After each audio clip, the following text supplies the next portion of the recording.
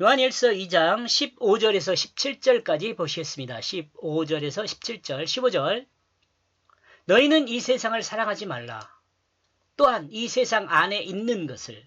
만약 어떤 사람이 이 세상을 사랑하면 그 자신 속에 그 아버지의 그 사랑이 있지 않다. 하나님의 사랑이 없다는 거예요. 하나님에 대한 사랑이 없다는 거죠. 이 세상 안에 있는 것을, 이 세상을 사랑하게 되면. 동의하십니까? 그리스도인이 가장 명심해야 할 것은 이 세상을 사랑하지 않는 것입니다. 이 세상 안에 있는 것을 사랑하지 않는 것입니다. 만약 어떤 사람이 영원한 하나님 나라보다 이 땅을 더 사랑한다면 그는 그 자신 마음 안에 하나님 말씀이 자정하지 않는 사람이라고 성경은 증거하고 있습니다. 그러므로 그 안에 하나님의 그 사랑이 없다고 말합니다.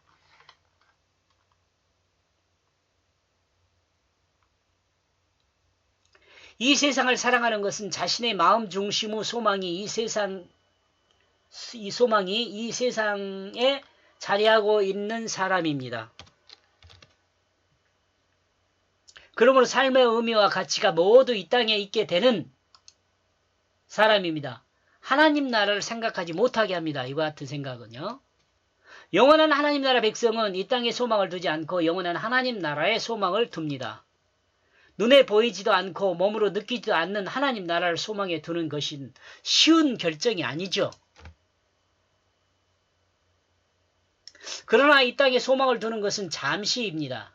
사라질 안개나 물거품에 소망을 두는 것입니다. 있는 것 같지만 없어질 것에 소망을 두는 것입니다. 그러므로 성경은 영원한 하나님 나라의 상속자로 하나님의 신실하신 그 진실한 삶으로 하나님 나라에 소망을 둬야 한다고 가르칩니다. 이와 같은 삶을 살아야 하나님의 법에서 벗어나지 않게 된다고 성경은 증거하고 있습니다. 16절. 왜냐하면 이 세상 안에 있는 모든 것이 그 육신의 정욕과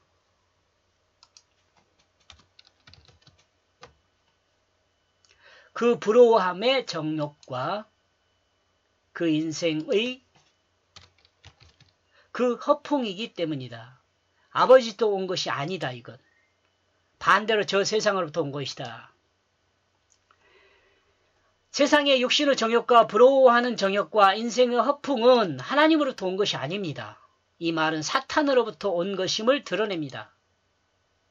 또한 사탄으로부터 왔다는 것은 인간의 정욕을 따르는 자기중심을 드러내는 것이라고 할 수 있습니다. 그러므로 이 모든 것은 거짓에서 나온 것입니다. 이것들은 진실이 없는 거짓으로 이 땅에서 불에 태워질 것입니다. 영원하지 못한 것입니다. 그러므로 영원한 생명을 가진 하나님의 백성에게는 아무런 가치가 없는 것이죠. 17절. 그러므로 이 세상을 떠나가고 있다. 그리고 그 자신의 그 정욕도. 그러나 그 하나님이 이루고자 하는 그 결심은 이 영원함 속에 그것이 머물러 있다.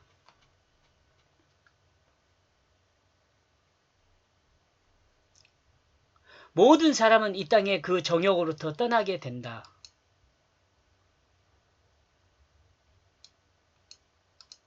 결국 모든 사람 죽는다 말과 또 같아요. 그러나 하나님이 완성한 그 나라는 영원함 속에 머물러 있다. 그러므로 영원한 그 생명은 영원한 가치와 온전한 가치가 됩니다.